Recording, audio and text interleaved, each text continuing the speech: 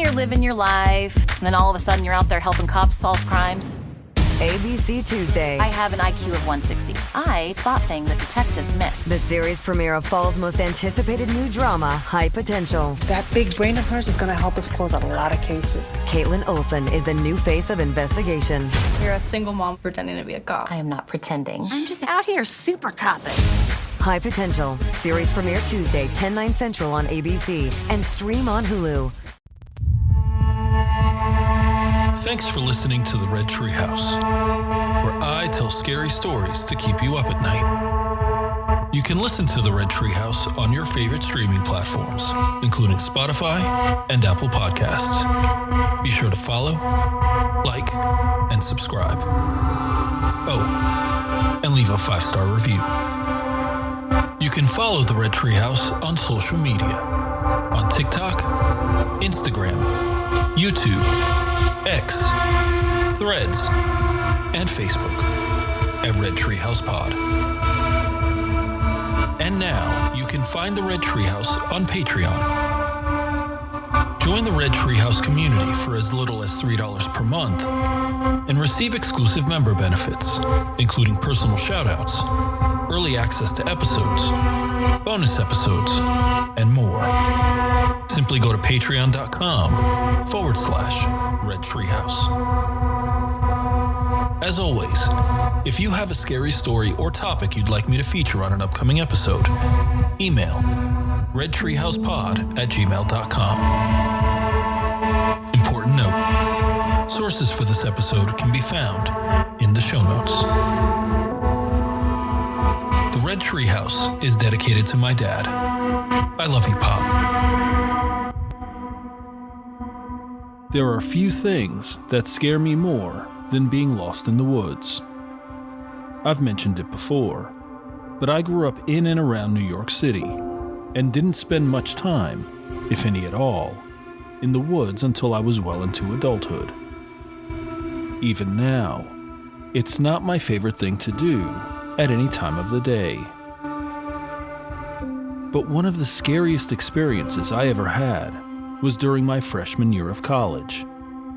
I'd gone hiking with some friends on a nearby mountain trail, and at some point we decided to go off trail and do some rock climbing, which even when I think about it now, feels absurd. It was later in the afternoon, and as we got to the end of our off-trail expedition, we started to walk back to the trail to continue our descent. Except, we lost the trail. For a few hours, and long after the sun had set, we wandered around before stumbling upon a small group of hikers who were also making their way down the mountain. It was the first and the last time I went hiking in the late afternoon.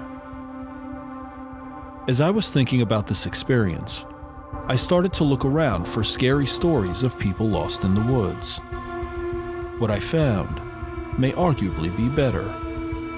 A 10-part series of search and rescue stories. These stories were submitted to the Creepypasta Wiki by Search and Rescue Woods, and you can find a link in the show notes. In this episode of The Red Treehouse, we're going to explore a famous creepypasta series, Search and Rescue Stories. We'll cover parts 1 and 2 in this episode, and the remaining 8 in upcoming episodes. What would you do if you found yourself lost in the middle of the woods? How would you react? I'll share the stories. You decide for yourself. I'm your host, Will. Welcome to the Red Treehouse.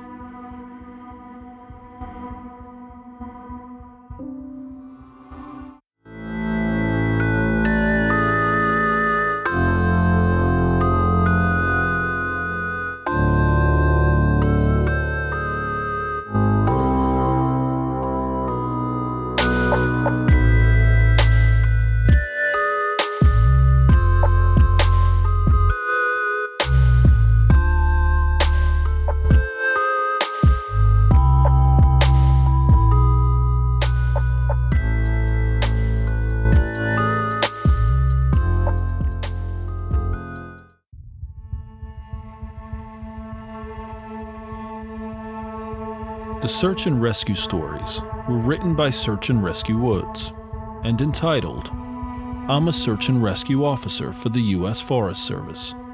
I have some stories to tell." I'll read the original stories in their entirety. Quote, "I wasn't sure where else to post these stories, so I figured I'd share them here.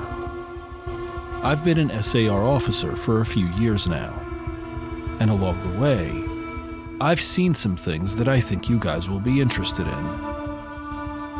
I have a pretty good track record for finding missing people.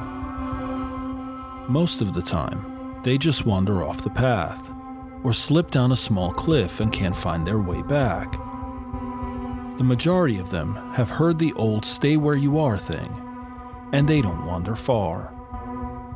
But I've had 2 cases where that didn't happen.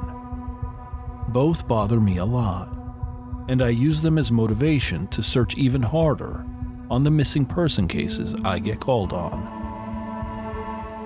The first was a little boy who was out berry picking with his parents. He and his sister were together, and both of them went missing around the same time. Their parents lost sight of them for a few seconds, and in that time, both the kids apparently wandered off. When their parents couldn't find them, they called us, and we came out to search the area.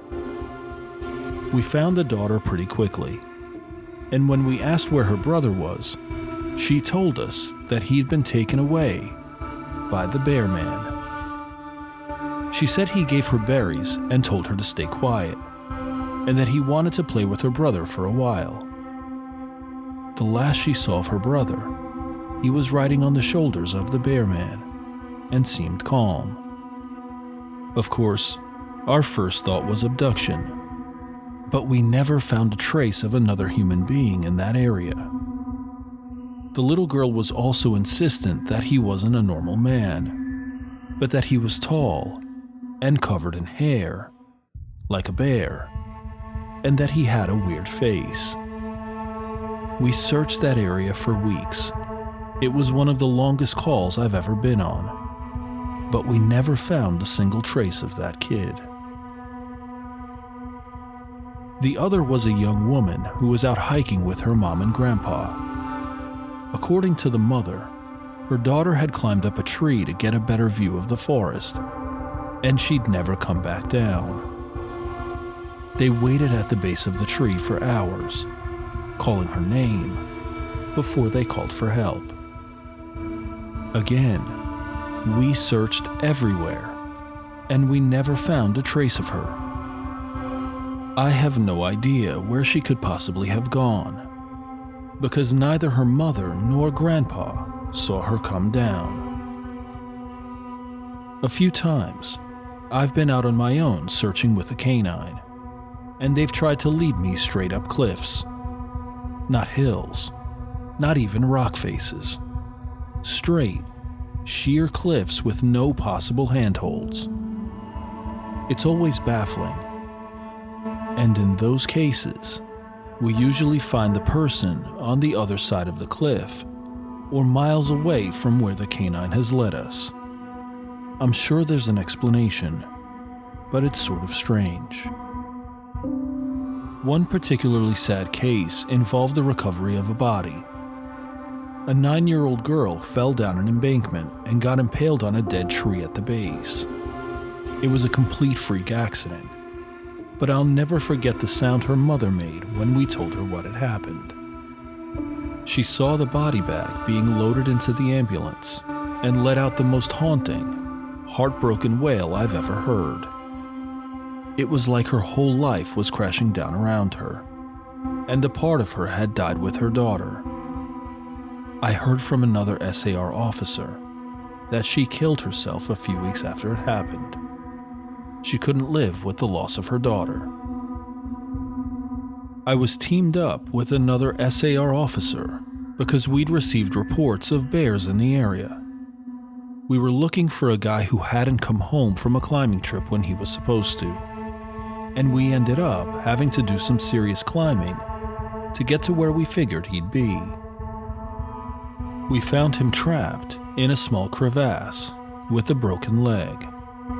It was not pleasant. He'd been there for almost 2 days, and his leg was very obviously infected.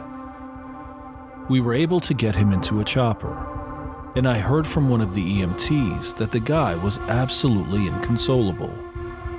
He kept talking about how he'd been doing fine, and when he'd gotten to the top, a man had been there. He said the guy had no climbing equipment, and he was wearing a parka and ski pants. He walked up to the guy, and when the guy turned around, he said he had no face. It was just blank. He freaked out and ended up trying to get off the mountain too fast, which is why he'd fallen. He said he could hear the guy all night, climbing down the mountain and letting out these horrible, muffled screams. That story bothered the hell out of me. I'm glad I wasn't there to hear it. One of the scariest things I've ever had happen to me involved the search for a young woman who'd gotten separated from her hiking group. We were out until late at night because the dogs had picked up her scent. When we found her, she was curled up under a large rotted log.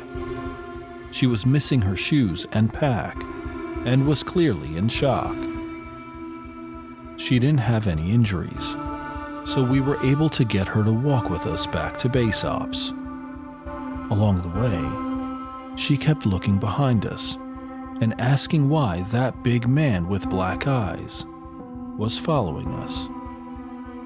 We couldn't see anyone, so we just wrote it off as some weird symptom of shock. But the closer we got to base, the more agitated this woman got. She kept asking me to tell him to stop making faces at her. At one point, she stopped and turned around and started yelling into the forest, saying that she wanted him to leave her alone. She wasn't going to go with him, she said, and she wouldn't give us to him. We finally got her to keep moving, but we started hearing these weird noises coming from all around us. It was almost like coughing, but more rhythmic and deeper.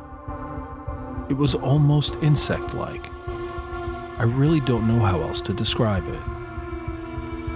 When we were within sight of base ops, the woman turned to me, and her eyes were about as wide as I can imagine a human could open them. She touched my shoulder and said, "He says to tell you to speed up. He doesn't like looking at the scar on your neck." I have a very small scar on the base of my neck, but it's mostly hidden under my collar, and I have no idea how this woman saw it. Right after she said that, I heard that weird coughing right in my ear, and I just about jumped out of my skin. I hustled her to ops, trying not to show how freaked out I was, but I have to say I was really happy when we left the area that night. This is the last one I'll tell, and it's probably the weirdest story I have. Now, I don't know if this is true in every SAR unit, but in mine, it's sort of an unspoken, regular thing we run into. You can try asking about it with other SAR officers, but even if they know what you're talking about, they probably won't say anything about it. We've been told not to talk about it by our superiors, and at this point, we've all gotten so used to it that it doesn't even seem weird anymore. On just about every case where we're really far into the wilderness, I'm talking 30 or 40 miles, at some point we'll find a staircase in the middle of the woods. It's almost like if you took the stairs in your house, cut them out, and put them in the forest. I asked about it the first time I saw some, and the other officer just told me not to worry about it, that it was normal. Everyone I asked said the same thing. I wanted to go check them out, but I was told very emphatically that I should never go anywhere near them. I just sort of ignore them now when I run into them, because it happens so frequently. I have a lot more stories, and I suppose if anyone's interested, I'll tell some of them tomorrow. If anyone has any theories about the stairs, or if you've seen them too, let me know. End quote. Here's part 2 of the search and rescue stories. Quote, so I logged back on tonight and was blown away by the staggering amount of interest this seems to have generated. First off, I'll address a few things that you guys have brought up. There's an overwhelming amount of people mentioning the similarity between some of my stories and those of David Paulides. I assure you I'm not trying to rip him off in any way. I've got nothing but respect for the guy. He's actually what inspired me to write this, because I can verify a lot of the things he talks about. We do have a lot of these strange missing persons cases, and most of the time they aren't solved. Either that, or we find them in places they have no business being. I personally haven't been on many calls like that, but I'll share a few that I have seen, and a story my friend told me that relates to this. There was a lot of feedback about the stairs, so I'll touch on that briefly here, and I'll also include a story.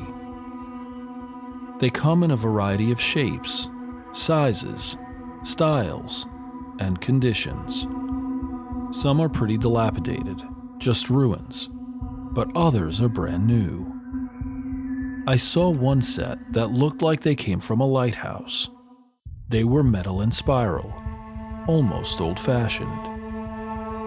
The stairs don't go up infinitely, or farther than I can see, but some sets are taller than others.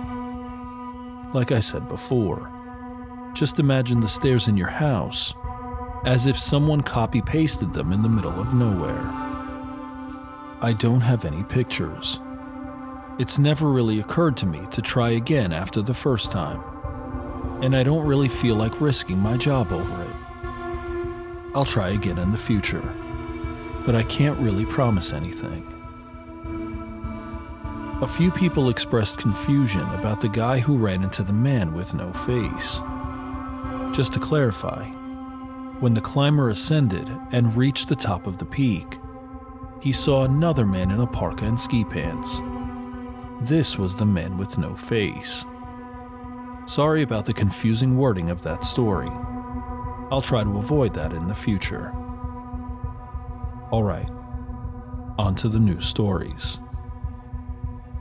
As far as missing persons go, I'd say about half the calls I get are related to that. The others are rescue calls. People who fall down cliffs and hurt themselves, get injured by fire. You wouldn't believe how often this happens. Mostly drunk kids. Get bitten or stung by animals or insects, etc. We're a tight team, and we have veterans who are excellent at finding signs of lost people. That's what makes these cases where we never find any trace of them so frustrating. One in particular was upsetting for all of us, because we did find a trace of them, but it just led to more questions than answers. An older man had been hiking alone on a well-established trail, but his wife called to say that he hadn't come home when he should have. Apparently, he had a history of seizures, and she was worried that he hadn't taken his medication and had suffered one out on the trail. Before you ask, I have no idea why he thought it was okay to go out alone, or why she didn't go with him. I don't ask about that kind of thing, because past a certain point, it really doesn't matter. Someone is missing, and it's my job to find them. We went out in a standard search formation. and it wasn't long before one of our vets found signs that the guy had gone off the trail. We grouped up and followed him, spreading out in a fan to make sure we were covering as much ground as possible. Suddenly, a call comes over the radio, telling us to all head back to the vet's location. And we come right away, because this usually means the missing person is injured, and we need a full team to help get them out safely. We meet back up, and the vet is just standing at the base of a tree, with his hands on the sides of his head. I ask my buddy what's going on, and he points up into the branches of this tree. I almost couldn't believe what I was seeing. But there's a walking stick dangling from a branch at least 30 feet off the ground. The little strap thing on the handle has been looped around the branch, and it's just hanging there. There's no way the guy could have tossed it up that far, and we don't see any other signs that he's still in the area. We call up into that tree, but it's obvious no one's in it. We're all just sort of left scratching our heads. We keep searching for the guy, but we never find him. We even bring our canines out, but they lose his scent long before this tree. Eventually, the search is called off, because there are other calls we have to attend to, and past a certain point, there's not much we can do. The guy's wife called us every day for months afterwards, asking if we'd found her husband. And it was heartbreaking to hear her get more and more hopeless each time. I'm not sure why this call in particular was so upsetting, but I think it was just the sheer improbability of it. That and the questions that were raised. How the hell had this guy's cane ended up there? Did someone kill him and toss that up there as some weird trophy? We did our best to find him, but it was almost like a taunt. We still talk about that one from time to time. Missing kids are the most heartbreaking. Doesn't matter what circumstances they go missing under. It's never easy, and we always dread the ones we find deceased. It's not common, but it does happen.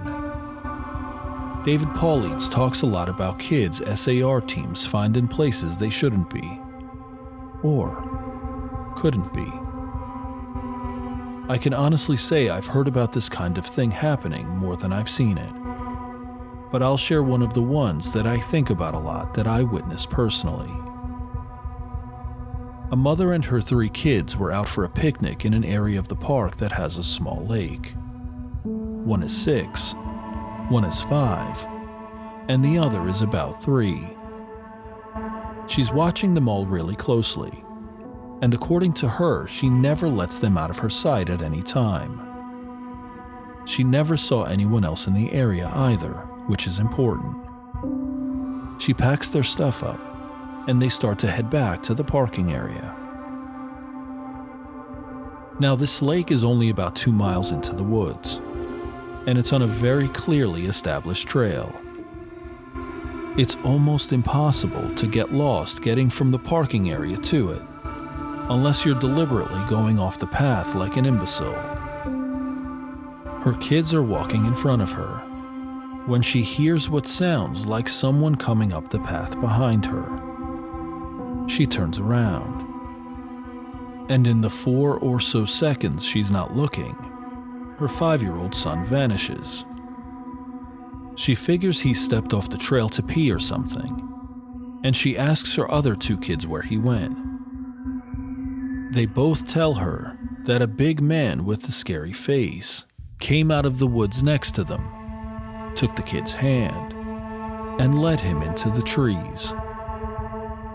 The 2 remaining kids don't seem upset. In fact, she later says that it seems like they've been drugged. They're sort of spacey and fuzzy. So of course she freaks out and starts looking frantically in the area for her kid. she's screaming his name, and she says at one point she thinks she heard him answer her. Now obviously, she can't go blindly running into the woods. She's got the other 2 kids. She calls the police, and they send us out immediately. We respond, and we start the search for him. Over the course of the search, which spans miles, we never find a single trace of the kid. Canines can't pick up any scent, and we don't find any clothing or broken bushes or literally anything that would signify a child being there. Of course, there's suspicion about the mother for a while, but it's pretty clear that she's completely destroyed by the whole thing. We looked for this kid for weeks, with a lot of volunteer help. But eventually, the search peters out, and we have to move on. The volunteers keep searching though, and one day we get a call on the radio letting us know that a body has been found and needs to be recovered. They tell us the location, and none of us can believe it. We figured it had to be a different kid. But we go out there, about 15 miles from the site where he vanished, and sure enough, we find the body of the kid we've been looking for. I've been trying to figure out how this kid got where he did ever since we found him, and I've never come up with an answer. A volunteer just happened to be in the area because he figured he might as well look in places no one else would think to, on the off chance the body had been dumped. He comes to the base of a tall, rocky slope, and halfway up, he sees something. He looks through his binoculars, and sure enough, it's the body of a little boy, stuffed in a little opening in the rock. He recognizes the color of the kid's shirt, so he knows right away that it's the missing boy. That's when he calls it in, and we're dispatched. It took us almost an hour to get his body down, and none of us could believe what we were seeing. Not only was this kid 15 miles from where he'd started, but there was no possible way he could have gotten up there on his own. This slope is treacherous, and it's hard even for us with our climbing gear. A 5-year-old boy had no way of getting up there. Of that I'm certain. Not only that, but the kid doesn't have a scratch on him. His shoes are gone, but his feet aren't damaged or dirty. So it wasn't as if an animal dragged him up there. And from what we can tell, he hasn't been dead that long. He'd been out there over a month by that point, and it looked like he'd only been dead for at most a day or two. The whole thing was unbelievably strange, and was one of the most disconcerting calls I've ever been on. We found out later that the coroner determined the kid had died from exposure. He'd frozen to death, probably late at night, 2 days before we found him. There were no suspects and no answers. To date, it's one of the weirdest things I've ever seen. One of my first jobs as a trainee was a search op for a 4-year-old kid that had gotten separated from his mom. This was one of those cases where we knew we were going to find him, because the dogs were on a strong scent trail, and we saw clear signs that he was in the area. We ended up finding him in a berry patch, about half a mile from where he'd been last seen. Kid wasn't even aware that he'd wandered that far.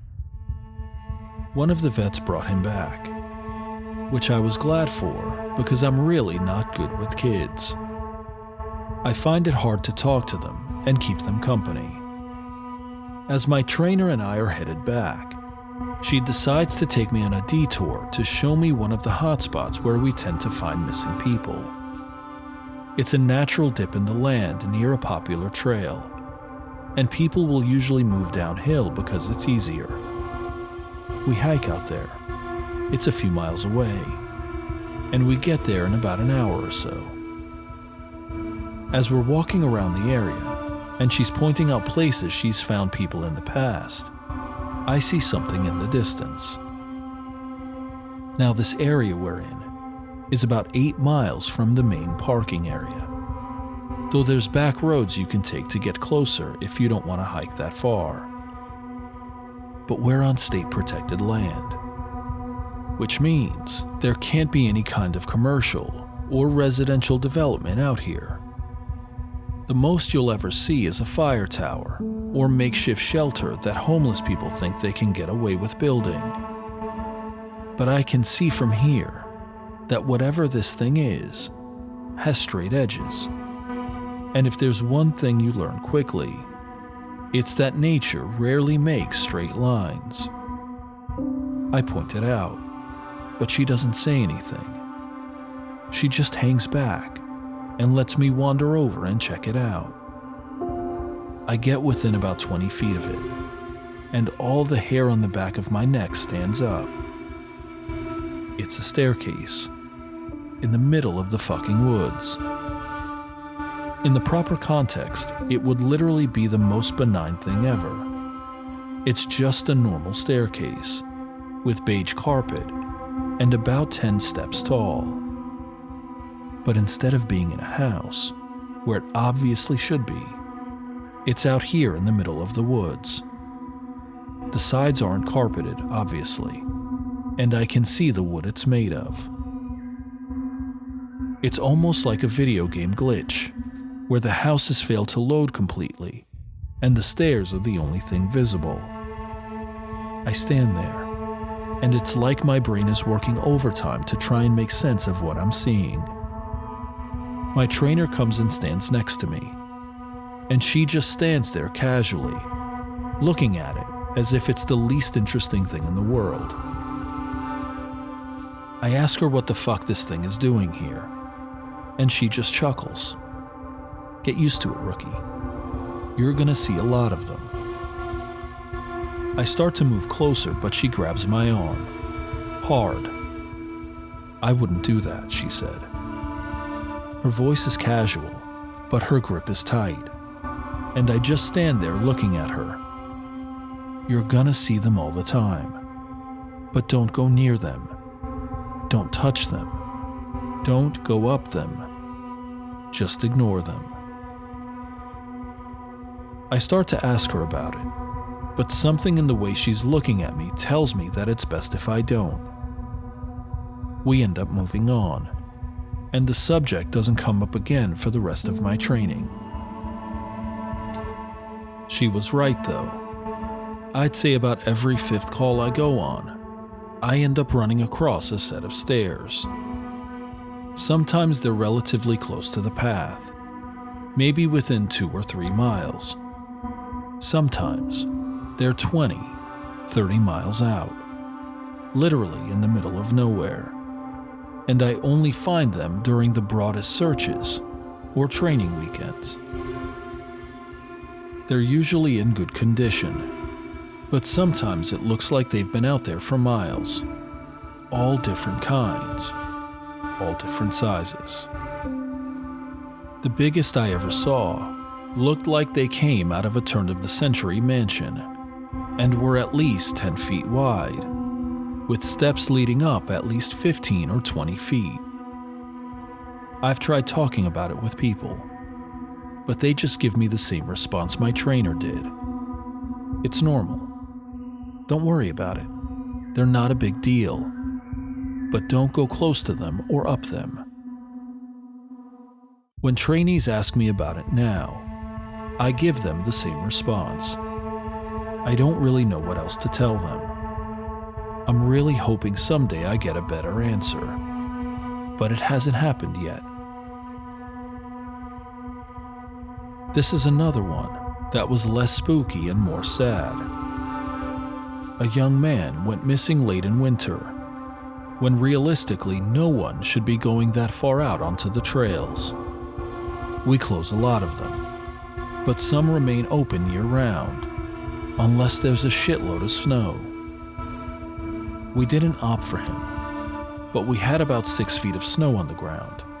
It was an unusually heavy snow year, and we knew it wasn't likely that we'd find him until spring when the thaw came. Sure enough, when the first big thaw came, a hiker reported a body a little ways off the main trail. We found him at the base of a tree, in a pile of melted snow. I knew right away what had happened, and it scared the living shit out of me. Most of you who ski or snowboard or spend any amount of time on a mountain will probably have guessed too. When snow falls, it doesn't collect as thick in the areas beneath the branches. It happens most with fir trees, because they have a sort of closed umbrella shape. So what you end up with is a space around the base of a tree that's filled with a mixture of loose, powdery snow, air, and branches. They're called tree wells, and they're not immediately obvious if you don't know what you're looking for. We put up signs in the Welcome Center, big ones, letting people know how dangerous they are. But every year that we get an unusual amount of snow, at least one person doesn't read them or doesn't take the warning seriously, and we find out about it in spring. My best guess is that this young man was hiking and got tired, or maybe a cramp from walking in the deep snow. He went to go sit at the base of the tree, not knowing that there was a tree well, and fell in. He got stuck with his feet up, and the surrounding snow caved in around him. Unable to free himself, he suffocated. It's called snow immersion suffocation, and it doesn't usually happen except in really deep snow. But if you get stuck in a weird position, like this guy did, even 6 feet of snow can be lethal. What scared me the most was imagining how he must have struggled. Upside down in the freezing cold, he didn't die quickly. The snow would have formed a dense, heavy pile on top of him, and it would have been literally impossible to get out. As it got harder to breathe, he would have known what was happening. I can't even imagine what he was thinking in his last moments. A lot of my less outdoorsy friends want to know if I've ever seen the Goat Man while I've been out on calls. Unfortunately, or I guess fortunately, I've never had anything quite like that happen. I guess the closest was the whole black-eyed man thing, but I didn't see anything. However, there was one call where I had something kind of similar happen, but I'm not sure I'm willing to chalk it up to the Goat Man. We'd gotten a report that an older woman had fainted along one of the trails and needed assistance getting back down to the main area. We hike up to where she's at, and her husband is just beside himself. He runs, well, I guess more jogs, to us, and tells us that he was a little ways off the trail looking at something when his wife starts screaming behind him. He runs back to her, and she's passed out on the trail. We get her on a backboard, and as we're getting her down to the Welcome Center, she comes to and starts screaming again. I calm her down and ask her what happened. I can't remember verbatim what she said, but essentially what happened was this. She'd been waiting for her husband when she started hearing this really strange sound. She said it sounded sort of like a cat, but it was off somehow, and she couldn't quite figure out why. She went a little ahead to try and hear it better, and it sounded like it was coming closer. She said the closer it got, the more uneasy she was, until she finally figured out what was wrong. I do remember this next part, because it was so weird that I don't think I could forget it if I tried. It wasn't a cat. It was a man, saying the word meow over and over.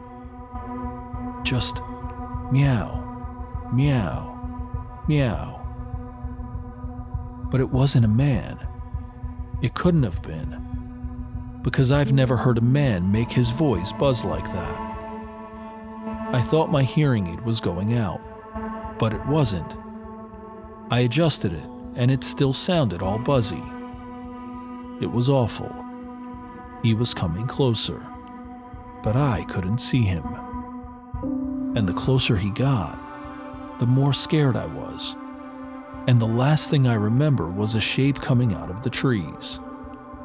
I guess that's when I fainted. Now obviously, I'm a little perplexed as to why a guy would be out in the fucking woods, chanting meow meow at people.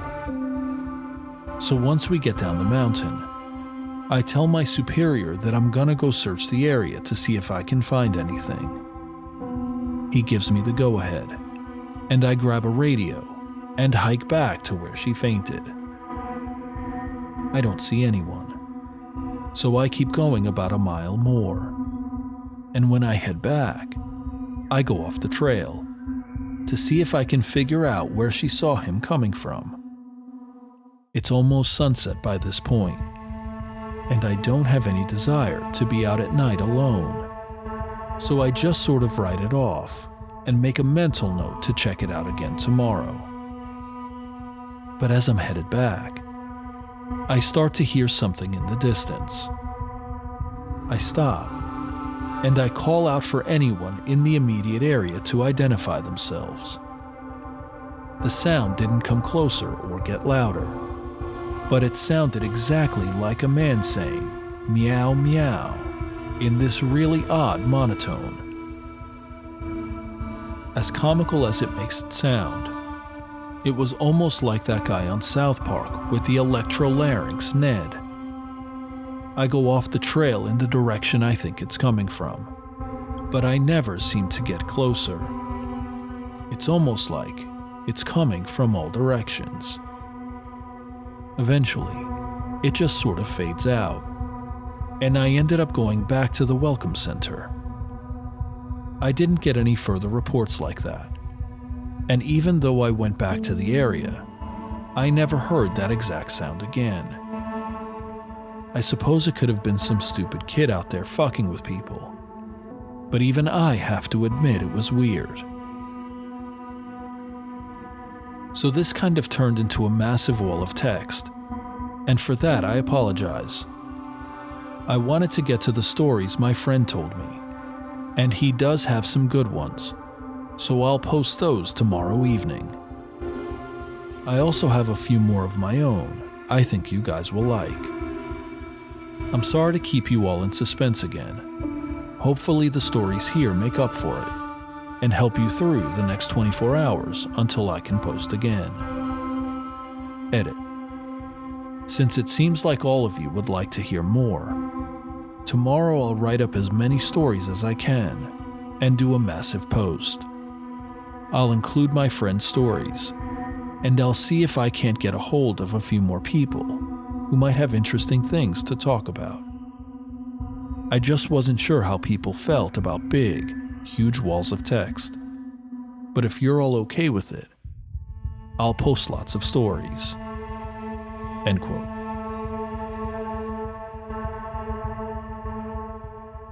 These stories were terrific and horrifying, because though they're part of a well-known creepypasta series, they read as if they could be true. And let's face it, the woods, no matter how beautiful, serene, or peaceful, also scare the hell out of most of us. Do you have a scary experience in the woods? If so, send your story to redtreehousepod@gmail.com, and I'll feature it in an upcoming episode. As we close this episode of the Red Treehouse, we're left with these lingering questions. What would you do if you found yourself lost in the middle of the woods?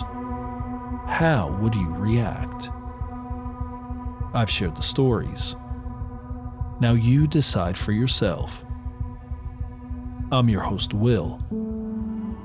Thanks for joining me in the Red Treehouse.